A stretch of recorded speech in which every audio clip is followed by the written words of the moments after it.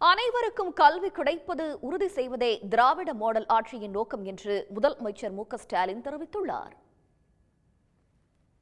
திருச்சி பாரதிதாசன் பல்கலைக்கழக பட்டமளிப்பு விழாவில் பேசிய முதலமைச்சர் பிரதமர் நரேந்திர மோடிக்கு ஆங்கிலத்தில் புத்தாண்டு வாழ்த்து தெரிவித்து தன்னுடைய உரையை தொடங்கினார்.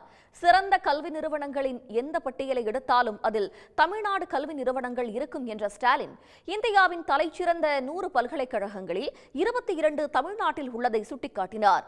அனைவருக்கும் ஆரம்ப கல்வி, கல்லூரி கல்வி, ஆராய்ச்சி கல்வி கிடைப்பதை உறுதி செய்வதே திராவிட மாடல் ஆட்சியின் நோக்கம் என்று முதலமைச்சர் குறிப்பிட்டார். நமது திராவிட மாடல் அரசு அனைவருக்கும் கல்வி, அனைவருக்கும் கல்லூரி கல்வி, அனைவருக்கும் ஆராய்ச்சி கல்வின்ற இலக்கோடு தான் சமூக நீதி புரட்சியை கல்வித்துறையில் நடத்தி வருது. இன்னார் தான் படிக்கணும்னு இருந்த நிலையை மாற்றி அனைவருக்கும் அனைத்து விதமான வாய்ப்புகளையும் உருவாக்கி தரோம். தமிழ்நாட்டு மாணவர்களை படிப்பிலும் வாழ்க்கையிலும் வெற்றிகளாக்க நான் முதல்வன் திட்டம் உருவாக்கப்பட்டு உள்ளது.